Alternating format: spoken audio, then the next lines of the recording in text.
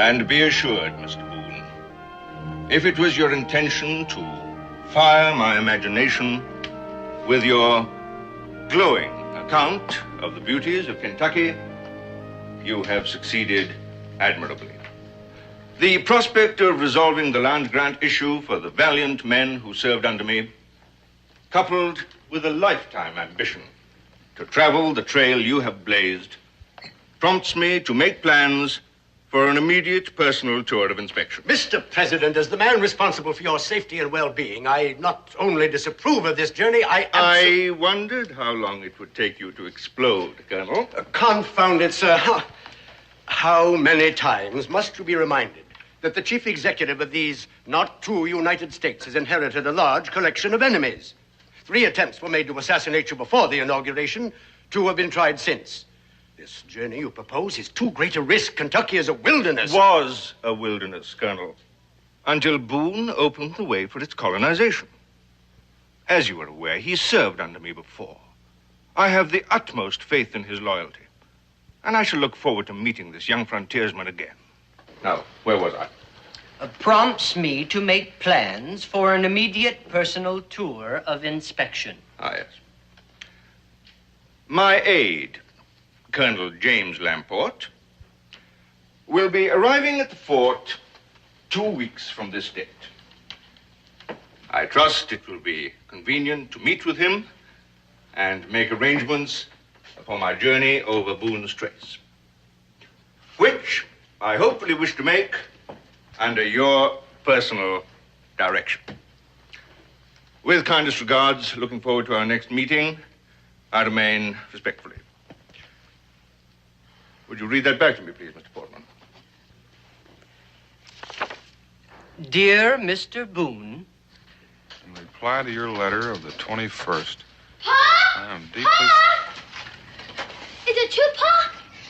Is it true, Pa? Is it real honest true? It's what true? About President Washington. Ma says he's coming here to Kentucky. Well, that's what it says in the letter. You don't seem very excited about it. Well, ordinarily, I'd be real excited. But under the circumstances, I can't honestly say that I am. I don't understand, Pa. Well, neither do I. This letter from Mr. Washington is an answer to one I never wrote in the first place.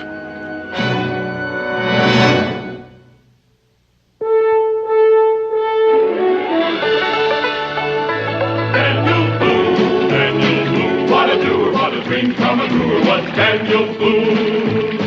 From a coonskin cap on the top of old Dan to the heel of his rawhide shoe, the rippenest, roaringest, fightingest man the frontier ever knew. Daniel Boone was a man, yes, a big man, and he fought for America to make all Americans free. What a boom, what a doer, what a dream come true was he.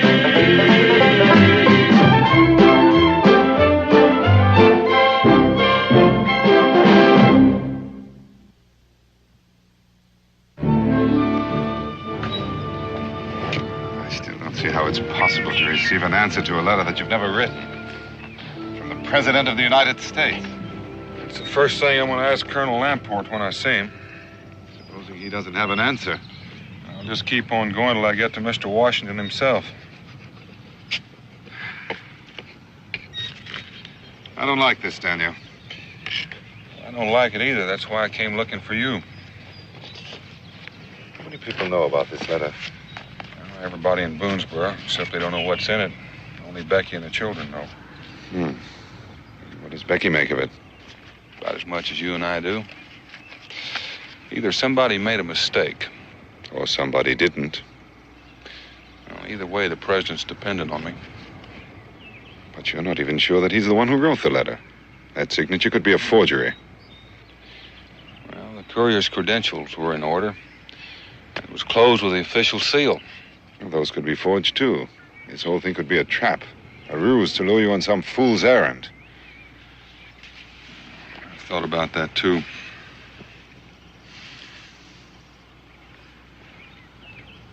You know what I think? What? This fish is much too salty. And you should know by now. You've already eaten 6. Thank you. Now tell me, Daniel, what can I do to help? I thought maybe you might like to come along. Well, the fishing isn't very good anyway. I would like the opportunity of meeting the president. Perhaps even of telling him that my people would like to be a part of this country's future, as well as its past. I'm sure Mr. Washington would be pleased to talk to you.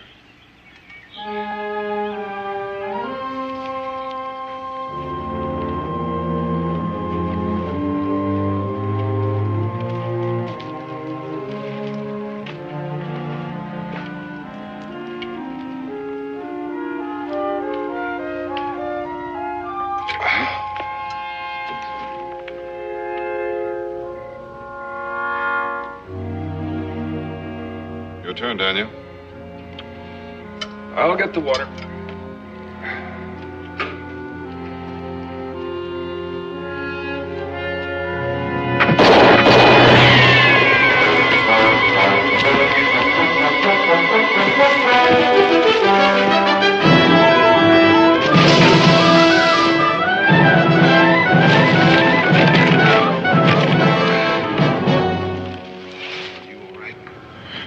Tail feathers are a bit ruffled.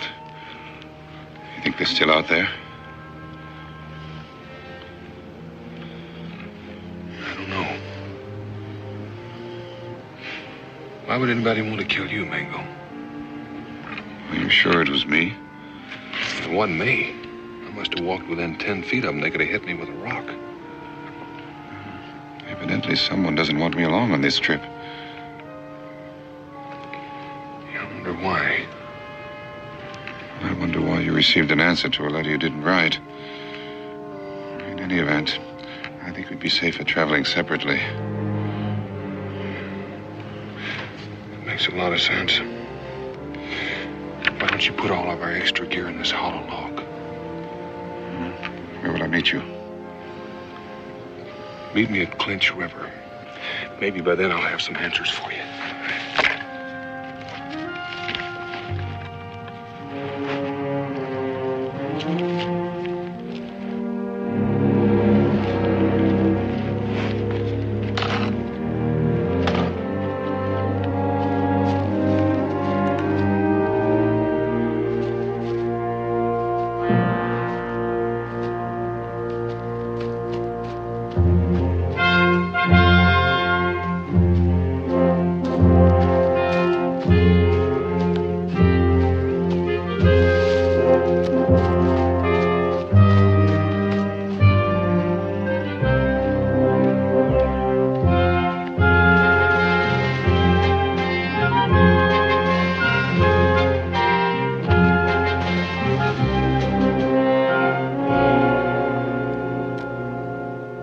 I can't understand it, Colonel.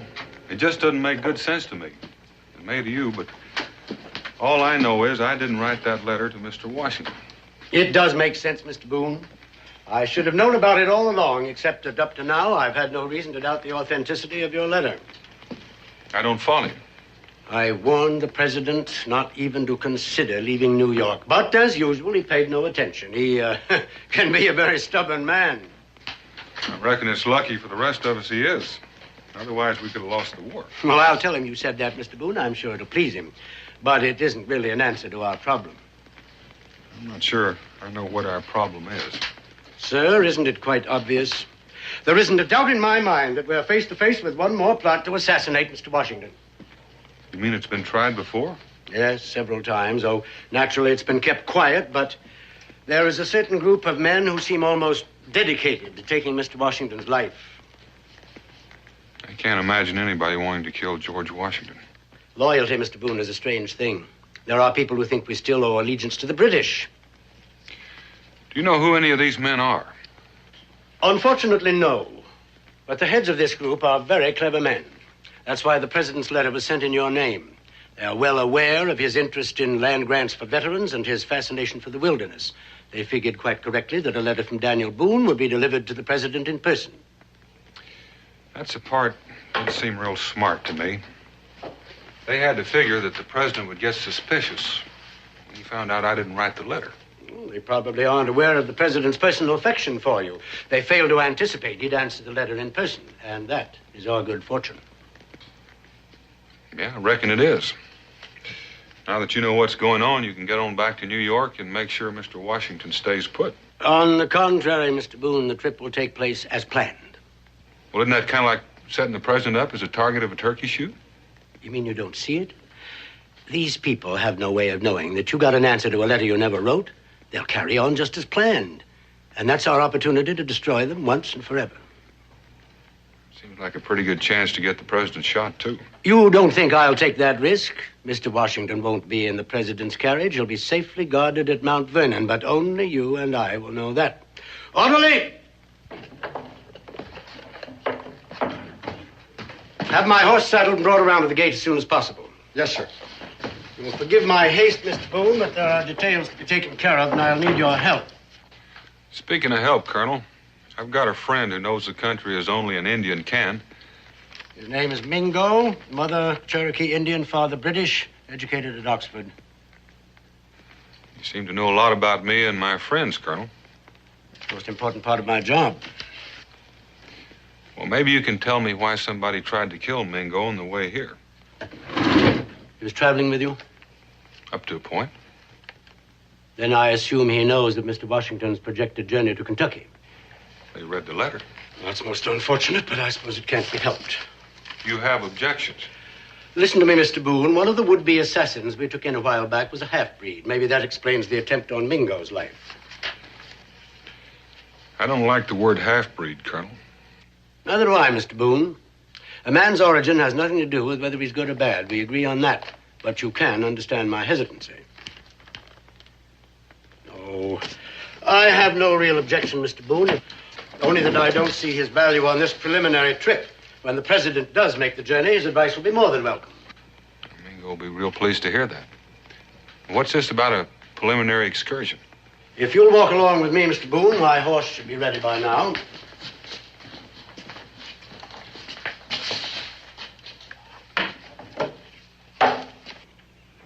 Due to the risks involved, I have thought it advisable to make a prior study of our intended route.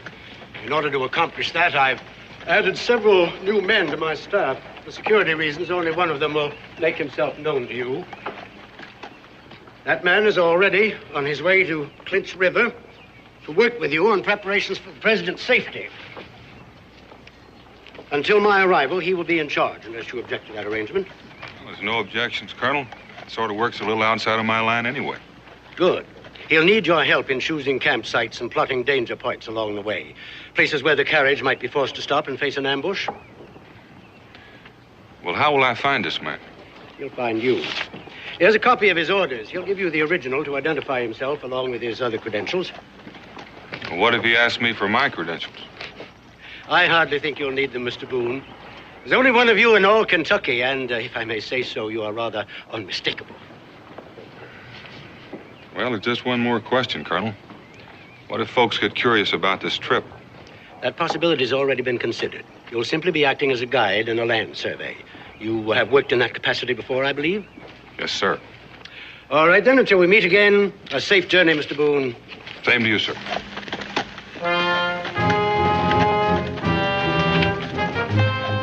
Captain Edgar Newton.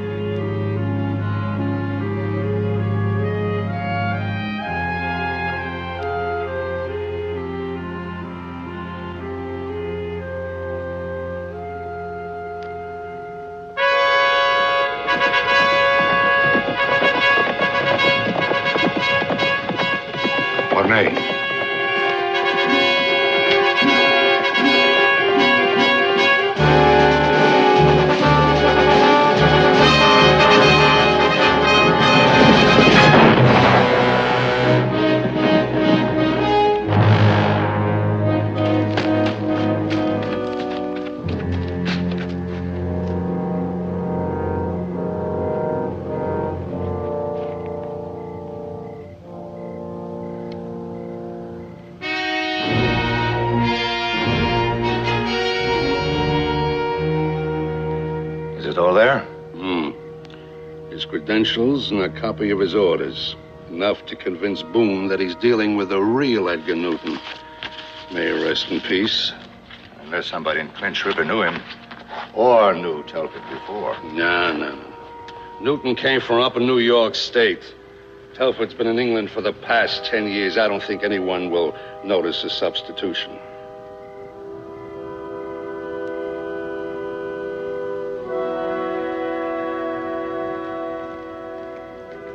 Sit down, Warner. You've walked at least 10 miles since dark. Captain Newton should have been here long before this. So doesn't that bother you? Not especially. His horse could have gone lame, or he could have been delayed in some other way. Or we could have chosen the wrong spot for the rendezvous. Yes, since it was the same in both orders, I don't think there's much chance of that now. Have another drink. You'll be alone. You seem to forget we have a schedule to keep, and there's been small allowance made for error. There might have been a change in plans. In that case, allow me to congratulate you on your alertness, gentlemen. I could have killed you both easily.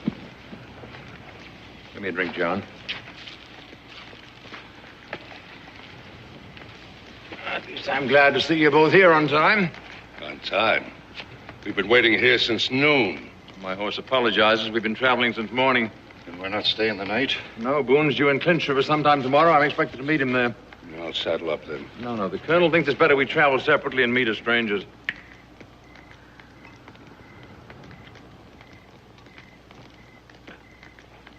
You always had poor taste in rum, John, but I suppose it's warming. To your health, gentlemen. And to the death of Washington.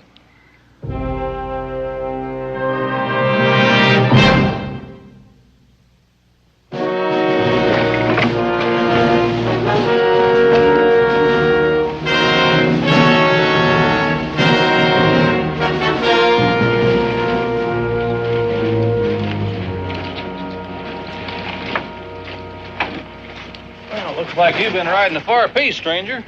Riding hard. Far and too fast. Oh, you take care of my horse for me. Yes, sir. How long you plan on staying? Overnight at least. You look like you could use a rest. Is there an inn in town where I could get some decent food and lodging?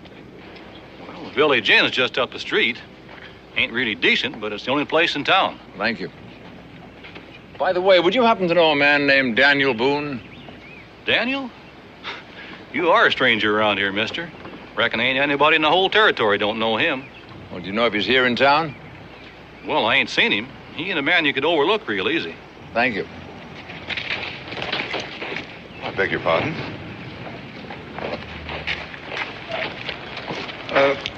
Haven't we met before? That seems unlikely since I'm not in the habit of associating with savages. I'm sure I've seen you before.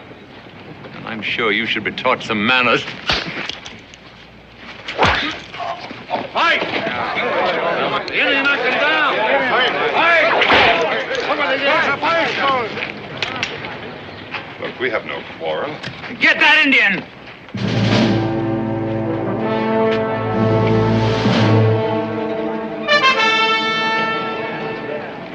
I'll teach you to insult a white man.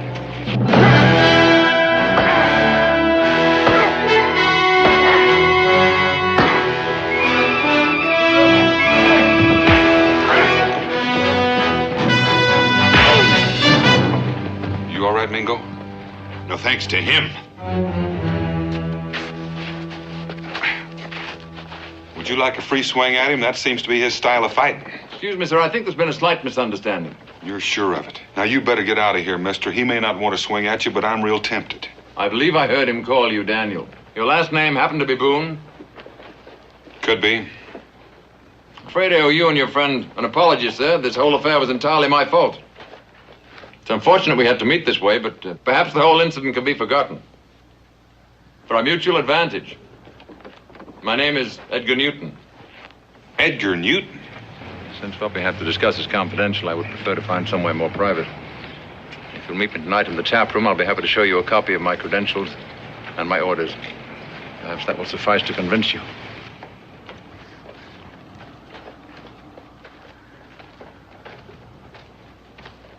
That's too easy, Daniel.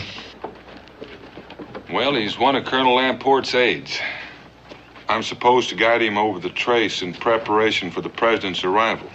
Oh. In that case, I'm afraid I owe you an apology. What for? Well, by defending me, I'm afraid you've made an enemy.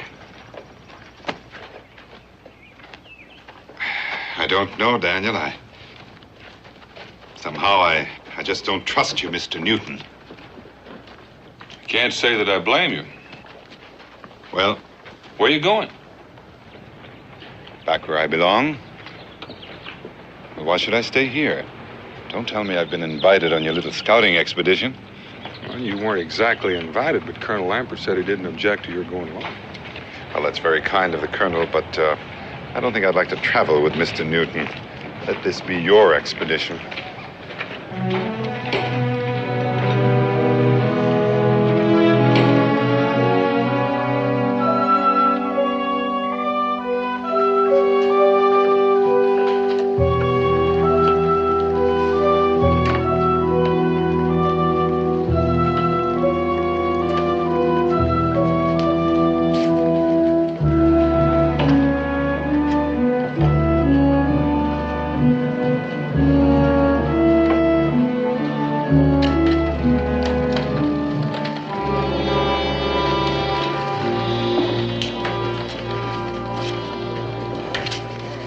Seem to be in order. At least that's one thing between us that's settled.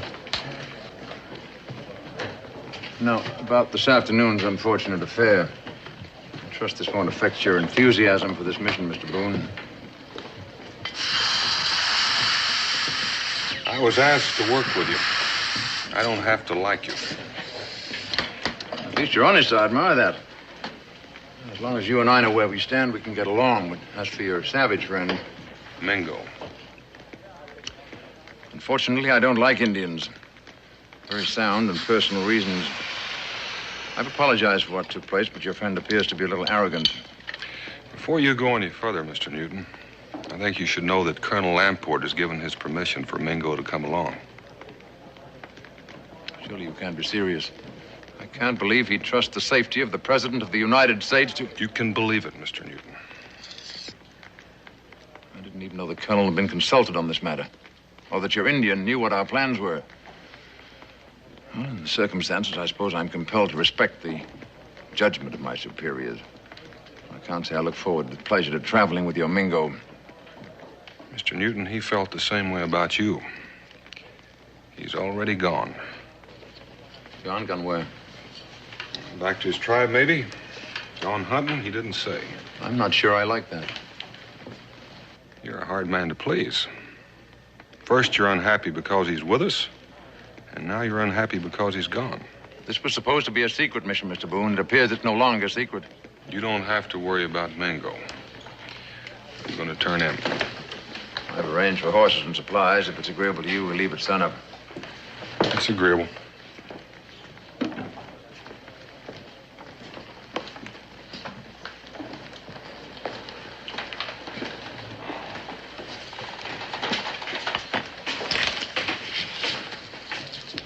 What did you find out? Nothing we didn't know before, except the Indian's gone. I could have told you that before. We saw him leave shortly before sunup. Which direction was he headed? West. Then get after him. At this time of night? At this time of night, he can't have traveled far. I don't see what harm he can do. He knew me in London. Not very well, fortunately, but given enough time, he might remember me. We can't take a chance like that. Where do we go, then? You find me on the trail, we leave at sunup. What do we do with the Indian when we find him? Just what you were told to do before. Only this time, don't miss.